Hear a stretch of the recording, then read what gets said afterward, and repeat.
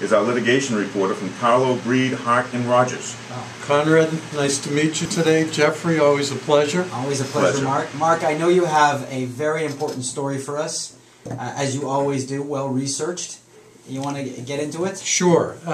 This case involves a religious discrimination case brought by the Equal Employment Opportunity Commission and a former employee of AutoZone.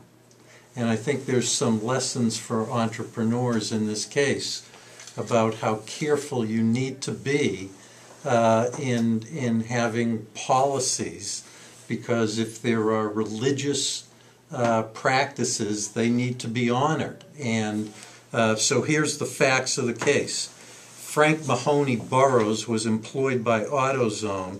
He converted to the Sikh religion, which is the 5th largest religion in the world.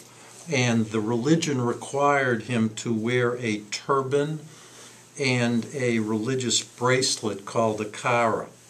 And he was subjected, according to the complaint in the case, to insults and uninvited touching because of his religious beliefs and practices. He was humiliated and refused requests for religious accommodation.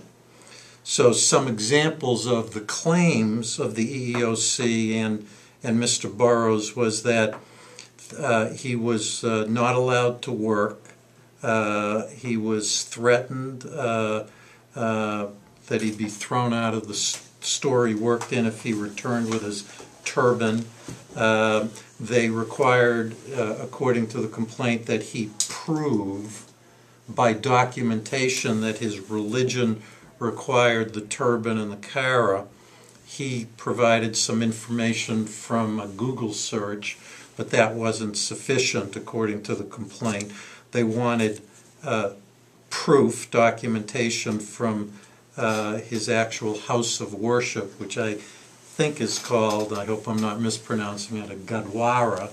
And so in response, they kept asking him for this documentation, and he wasn't able to provide it. He was called inappropriate names, according to the complaint, referred to as bin Laden, terrorist jokes made about him.